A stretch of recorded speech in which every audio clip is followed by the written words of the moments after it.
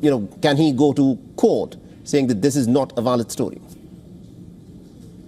Well, that's certainly his intention. But look, I mean, these lawsuits are really consistent with Trump's entire history of wielding litigation against his opponents, which really he does for two main reasons. And the first is to kind of gain leverage to try to seek legal settlements, to create some kind of deals that are either advantageous in terms of business or political wise. And the second reason really is as part of his sort of broader crusade against the press in the United States, really as a way to try to control information flows to the US public, but also to intimidate the public as well. And I think really if you look at the fact that Trump has decided not just to go after media outlets, but in fact as part of this lawsuit going after individual journalists, that really indicates actually that is ultimately his goal here. As to whether it succeeds, I'm quite skeptical, really. I think there are a number of reasons why this could actually backfire for Trump. I think, firstly, the appearance of going to court kind of reinforces this idea that there is a cover-up.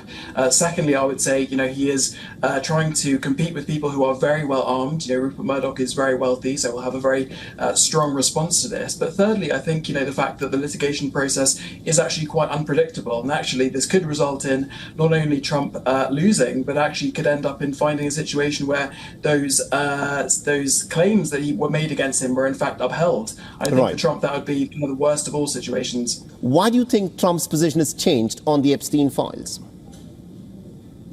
Well, I think, that is the key question that everyone wants to know, but I think it's worth returning to the kind of origins of this claim that there was an Epstein client list floating around, which ultimately was derived from Trump's MAGA movement itself, which kind of disseminated this kind of conspiracy theory or this claim initially all over social media on the basis that ultimately if it was released, it would be very damaging for Trump's Democratic opponents. Now that, the MAGA movement has its president back in the White House, that has built up huge expectations on behalf of that movement that there will be this client list released. And I think what you have now is the reality of the huge gap between those expectations of it being released and what has actually been released by the Trump White House, which has really not satisfied the part of the public in America which is really interested in this story.